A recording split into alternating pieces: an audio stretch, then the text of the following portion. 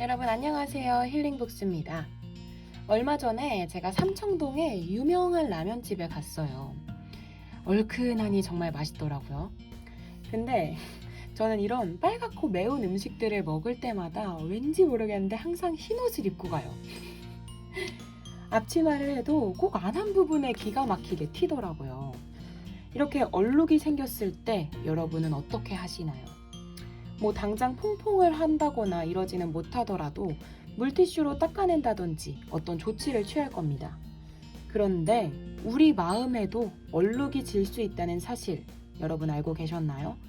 생각하는 대로 일이 안 풀린다거나 제대로 일을 하지 못하고 있다는 고민에 사로잡혀 있을 때 그런 마음의 상태를 끊어내고 뛰어넘을 수 있는 방법들을 이 책에서는 제시하고 있습니다. 마음을 상쾌하게 하고 다시 시작할 수 있게 도와주는 책입니다.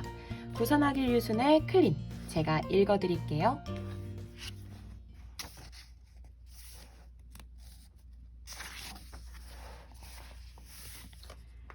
생각대로 흘러가는 인생은 깨끗한 마음에서부터. 사람은 누구나 생각대로 인생이 흘러가기를 바랍니다. 그러나 현실은 생각대로 풀리는 법이 없죠. 가장 큰 이유는 뭘까요? 첫째, 이미 마음이 얼룩져 있기 때문입니다. 조바심, 초조함, 불안, 과거에 대한 미련과 후회, 열등감, 머릿속에 어른거리는 잡념 같은 것을 떠안고 있는 것이죠. 두 번째 이유는 도대체 어떻게 해야 이런 마음의 얼룩을 씻어낼 수 있는지 모르기 때문입니다. 세 번째는 앞으로 자신의 인생을 어떻게 살아야 할지 확신이 없고 답을 찾지 못하고 있어서입니다. 이 모든 것을 한마디로 정리하면 뭐라고 말할 수 있을까요? 바로 마음이 깨끗하지 않아서입니다. 그 말인즉슨 이제부터 이 하나하나에 대한 답을 찾아내어 마음을 깨끗하게 만드는 것. 그렇게 해서 생각대로 흘러가는 인생에 다가가는 것이야말로 우리의 과제라는 뜻이 됩니다. 그 순서를 정리하면 다음과 같습니다. 쓸데없는 마음의 움직임을 일단 멈춘다. 이미 생겨나 있는 마음의 얼룩을 씻어낸다. 씻어낸 마음 위에 올바른 사고를 올려둔다. 이 세 가지 순서를 밟는다면 깨끗한 마음으로 되돌릴 수 있습니다. 얼룩이 없는 마음, 괴로움을 떠안지 않는 그런 마음을 갖게 된다면 분명 가뿐하고 자유로운 인생이 시작될 겁니다. 첫 번째와 두 번째에 대한 구체적인 방법은 잠시 뒤에 설명하도록 하겠습니다. 여기서 보충해두고 싶은 내용은 세 번째 올바른 사고를 올려둔다 부분입니다. 이는 아무 의미도 없이 이런저런 생각을 하자는 뜻이 아닙니다. 확실한 정답을 내는데 도움이 될 올바른 사고, 즉 목적에 따라 절차를 세워 생각하는 것을 뜻합니다. 자세한 내용은 책 후반부에서 다루겠습니다. 특히 무엇으로 내 인생을 긍정해야 하는가라는 커다란 인생의 가치관에 대해 생각해 봐야 합니다. 이에 대한 답을 내지 못한다면 마음이 깨끗해질 수 없습니다. 지금부터 마음 바꾸기 연습을 시작해 봅시다. 얼룩져 있어 제대로 사용하지 못했던 마음을 내가 원하는 대로 사용할 수 있도록 완전히 새롭게 만들어 보자는 뜻입니다. 그런 일이 과연 가능하겠느냐고 생각할 수도 있을 테죠. 하지만 붓다의 지혜를 빌리면 누구나 가능합니다. 이 책을 읽어 나가다 보면 마음을 씻는 일이 정말 가능하구나 라고 깨닫게 될 겁니다. 동시에 이제까지 답을 찾지 못했던 인생의 문제에 대한 해답도 발견하게 됩니다. 이를 위한 여정을 함께 걸어가 봅시다. 마음이 흔들리는 이유를 이해한다. 먼저 쓸데없는 마음의 움직임을 멈추는 방법부터 시작해 봅시다. 마음의 흔들림을 멈추지 못하는 이유는 자신의 마음을 제대로 보지 못하고 있기 때문입니다. 자기 안에서 어떤 일이 일어나고 있는지 이해하는 방법을 알지 못하기 때문입니다. 그렇게 멍하니 바깥을 바라보는 사이에 마음이 움직여 마음의 얼룩을 만들어내고 맙니다. 분노, 걱정, 압박감, 후회, 콤플렉스와 같은 모든 편치 않은 생각들이 쓸데없는 마음의 움직임이 만들어낸 마음의 얼룩입니다. 이것들을 멈추려면 마음은 도대체 어떻게 움직이는지, 즉, 어느 시점에 쓸데없는 마음이 생겨나고 그 마음이 어떤 과정을 거쳐 어떻게 이어지는지 파악할 필요가 있습니다. 이렇게 할 수 있다면 쓸데없는 마음의 움직임, 나아가 마음의 얼룩을 쉽게 깨달을 수 있습니다. 깨달을 수 있다면 멈추는 것도 가능해집니다. 일찍이 인도의 현자 붓다는 사람의 마음을 불꽃에 비유했습니다. 모든 것은 불타고 있다. 마음을 보는 것의 반응에 불타고, 소리의 반응에 불타고, 냄새, 맛, 접하는 모든 것의 반응에 불타고 있다. 탐욕과 분노와 망상이라는 불꽃을 내며 불타고 있다. 온갖 고뇌의 불이 활활 타오르고 있다. 타오르는 불의 가르침, 자바합경. 붓다가 말하는 타오르는 불이란 자극을 접해 반응하는 마음의 모습을 비유한 겁니다. 자극에는 눈이나 귀로 들어오는 외부 자극과 마음에 떠오르는 생각인 내부 자극이 있습니다. 그런 자극에 일단 반응하면 마음은 다른 자극에도 반응하기 시작합니다. 어떤 일에 분노가 일어나기 시작하면 다른 일에도 분노로 반응하게 되는 것처럼요. 전혀 관련 없는 다른 일에도 화를 내거나 누군가를 탓하기 위한 논리를 만들어내기 시작합니다. 끊임없이 과거를 돌이켜보며 후회하거나 기분 전환을 위한 쾌락을 추구하는 경우도 있습니다. 이것들은 모두 최초의 반응이 만들어낸 쓸데없고 지나친 반응입니다. 한번 타오르기 시작한 마음은 불이 번져가듯 다른 재료를 찾아내 또 새로운 불을 피웁니다. 결과적으로 마음은 항상 타오르게 되죠. 그 불꽃이 괴로움이 된다고 붓다는 말하는 겁니다. 마음의 불꽃을 잠재우는 법. 이 붓다의 비유를 괴로움이 만들어내는 마음의 과정으로 체계화해 봅시다. 인간의 마음은 다음에 5단계를 거쳐 괴로움에 도달합니다. 여기서 말하는 괴로움이란 본인이 자각할 수 있을 정도의 깊은 고뇌뿐만 아니라 막연히 기분이 답답하거나 침착하지 못한 심리 상태도 포함합니다. 1. 의식이라는 에너지가 생긴다. 2. 외부의 자극을 접한다. 3. 반응한다. 4. 결생한다. 외부 자극에 마음이 강하게 반응해 충동이나 욕구가 솟아나는 상황. 5. 집착한다. 1에서 5에 나온 표현은 모두 핵심 키워드이니 꼭 기억해 둡시다. 먼저 1의 의식이 출발점입니다. 이는 마음에 흘러넘치는 에너지와 같은 것으로 사람이 죽을 때까지 멈추지 않습니다. 의식이라는 에너지는 늘 뭔가를 바랍니다. 하지만 항상 만족을 얻을 수는 없으며 설령 만족을 얻더라도 오래 지속되지 않습니다. 때문에 의식이라는 에너지에 사로잡힌 사람의 마음은 항상 갈증을 느낍니다. 불교에서는 이처럼 실제로 목마른 의식 상태를 가리켜 가래, 물을 찾듯 끊임없이 원하고 집착하는 마음이라고 부릅니다. 한편 의식은 평소 활동의 전반적인 에너지원이 되기도 합니다. 능숙하게 잘 사용하면 살아가는 의욕이나 동기부여가 되는 것이죠. 그러니 의식을 어떻게 잘 사용할지가 관건이라고 할 수 있습니다. 의식이 자극을 접하면 거의 동시에 반응이 생겨납니다. 자극을 접하지 않으면 반응할 일이 없고 괴로움도 생기지 않습니다. 그러므로 분노나 잡념을 만들어내는 불필요한 자극, 인터넷이나 인간 등 여러 가지는 되도록 가까이 하지 않는 편이 좋습니다. 그럼에도 불구하고 사람은 멈추지 않는 의식의 기세에 휩쓸려 무심코 자극을 바라고 맙니다.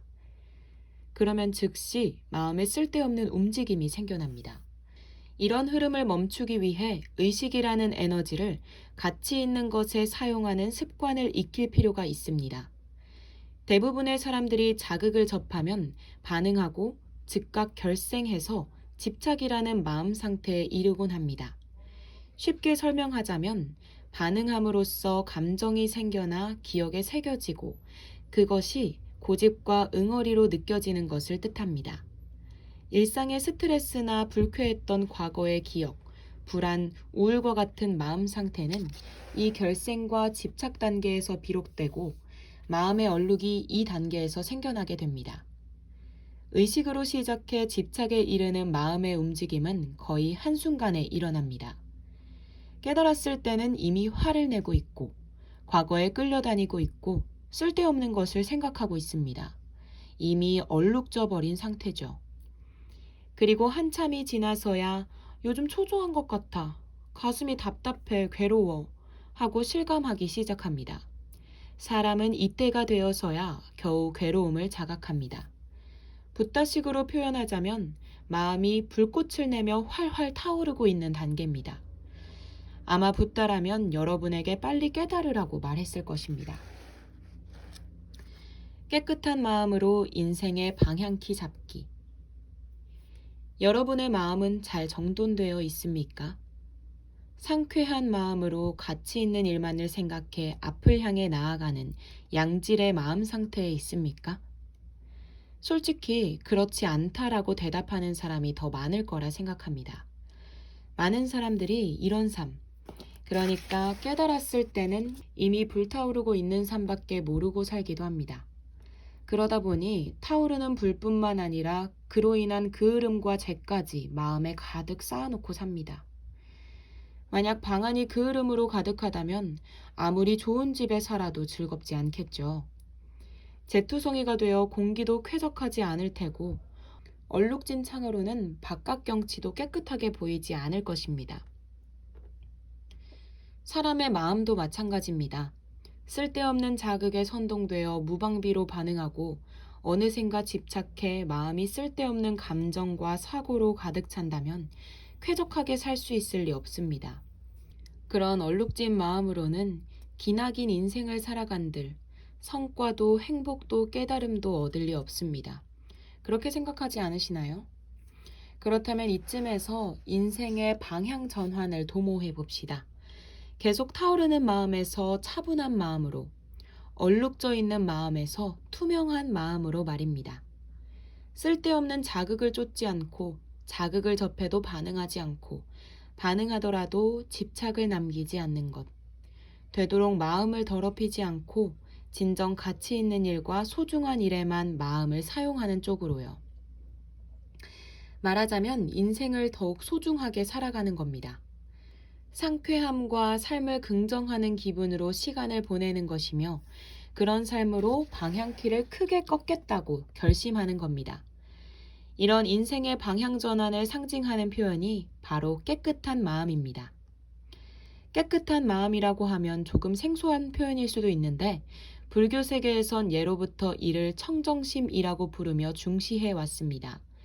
괴로움이 없는 마음, 매사를 잘 통찰하는 마음, 그런 마음을 지향해 매일 여러 가지 방법으로 단련하는 걸 세심이라고 부르며 일일 시수행, 하루하루가 수행이다 한다고 말해왔습니다.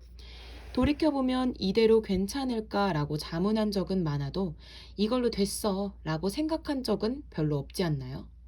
사람들 대부분은 어느샌가 자문하는 일조차 포기하고 아무 일 없는 척하며 하루하루 쫓기는 심정으로 살아갑니다. 어딘가가 깨끗하지 않은 것입니다. 그런데 앞에서 설명했듯이 마음을 움직이는 과정을 돌이켜보면 일상의 괴로움을 줄이고 멈출 수 있다는 점이 보이게 됩니다. 만약 자극을 접하지 않으면, 자극에 반응하지 않으면, 집착을 씻어낼 수 있으면 그것만으로도 마음은 상당히 가볍고 상쾌해집니다. 여기에 붓다의 지혜에서 비롯된 올바른 사고, 즉 목적에 따른 합리적인 사고법을 익힐 수 있다면 과거에 답을 내지 못했던 괴로움에도 답을 낼 수 있게 될 것입니다. 그러면 이래도 괜찮을까 하는 불안도 그래, 나는 이렇게 살아갈 거야 라는 확신으로 바꿀 수 있을지 모릅니다. 마음이 깨끗해지고 인생 자체가 상쾌하고 확 트인 하늘처럼 달라질 가능성이 있다는 뜻입니다. 깨끗한 마음이 새로운 인생의 방향이라고 한다면 거기에 이르는 길을 나타낸 표현이 바로 마음을 씻는 기술입니다. 앞으로 설명할 이 다양한 기술을 따른다면 마음이 선명해질 뿐 아니라 앞으로 인생에서 직면하게 될 여러 가지 문제에도 자기 힘으로 답을 낼 수 있게 됩니다. 모든 문제의 답은 붓다의 가르침 속에 있습니다. 이제 구체적으로 따라가 볼까요?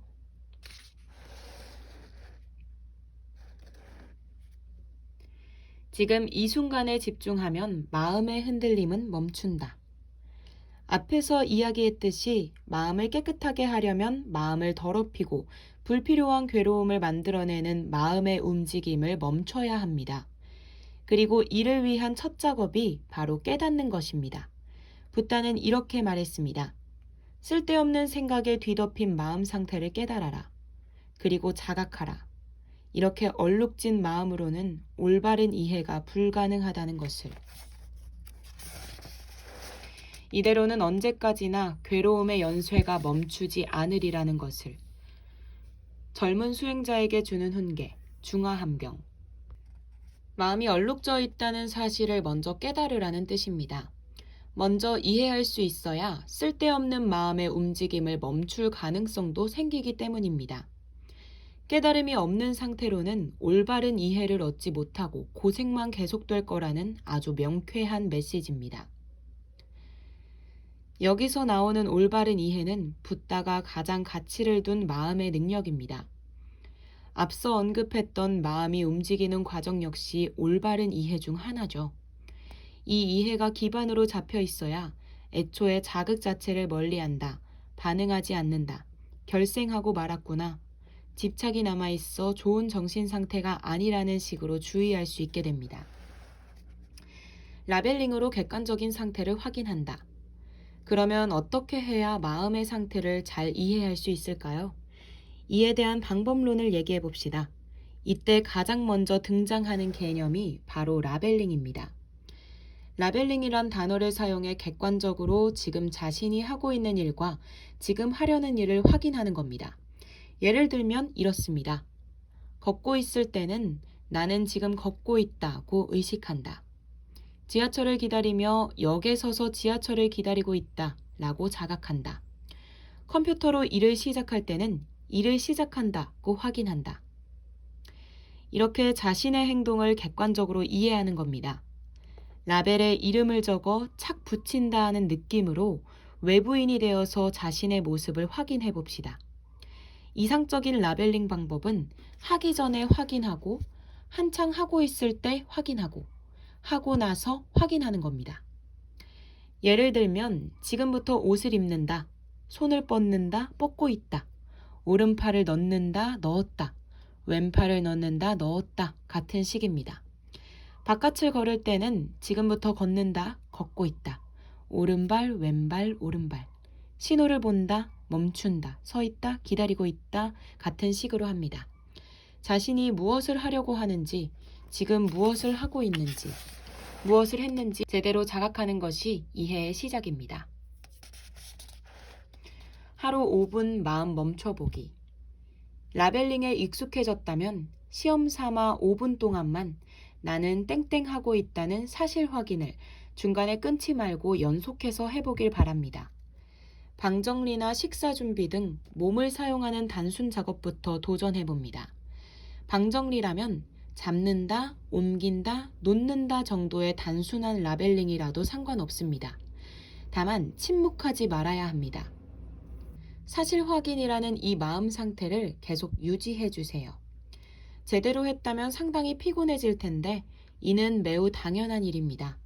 사실 확인에는 적지 않은 주의력이 필요하기 때문이죠. 대부분의 사람들이 어느샌가 확인에서 떨어져 침묵하고 맙니다. 즉, 쓸데없는 생각에 빠져들게 되는 겁니다. 5분이라는 극히 짧은 시간인데도 단순한 사실조차 계속 확인하지 못합니다.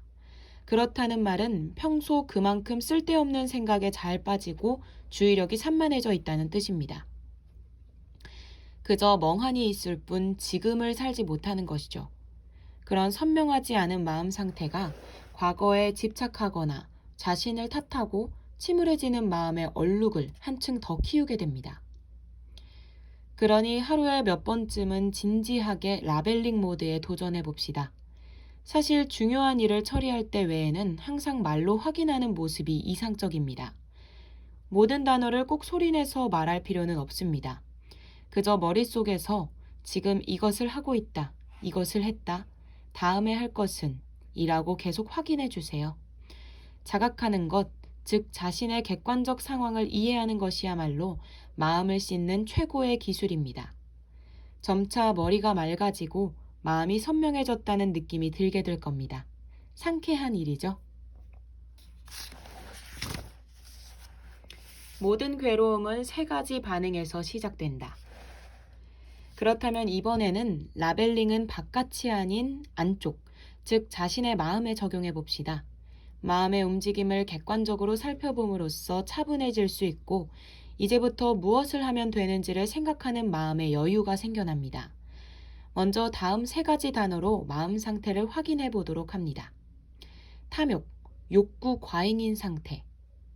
자신이 너무 많은 것을 바라고 있다고 확인한다. 분노, 불쾌를 느끼는 상태. 화가 치솟고 있다고 자각한다. 망상, 머릿속에 단어, 소리, 영상이 떠도는 상태. 망상하고 있다고 이해한다. 이 세 가지를 꼽은 데는 아주 중요한 이유가 있습니다. 왜냐하면 마음에 떠오르는 여러 가지 생각을 반응의 종류로 분류하면 거의 대부분이 이 세 가지로 수렴되기 때문입니다. 아무리 복잡하게 생각되는 괴로움이라도 결과적으로 만들어내는 반응은 이 세 가지입니다. 불교에서는 이것들을 괴로움을 동반하는 3대 반응이라고 하며 번뇌 혹은 삼독이라고 표현합니다. 마치 800만 화소의 TV 화면도 기본적으로 빛의 삼원색인 빨강, 초록, 파랑으로 만들어진 것과 비슷하죠. 만약 TV에서 삼원색 중 하나가 사라지면 화면의 색감이 달라질 겁니다. 삼원색이 전부 사라지면 화면은 꺼지고 맙니다. 마음에도 이와 비슷한 면이 있어서 탐욕, 분노, 망상을 하나씩 지워가다 보면 지금 떠안고 있는 고뇌는 줄어들고 단순해지며 이윽고 해소됩니다. 명상이나 좌선, 마인드풀리스라고 부르는 것들이 모두 이런 반응들을 줄여나가는 훈련입니다. 세 가지 반응이 사라진 마음을 불교에서는 정적 혹은 청정심, 즉 깨끗한 마음이라고 부릅니다. 앞으로 괴로움을 떠안게 된다면 너무 깊게 생각하지도 그에 맞서지도 말고 먼저 이 세 가지 반응을 줄여보자고 생각하세요.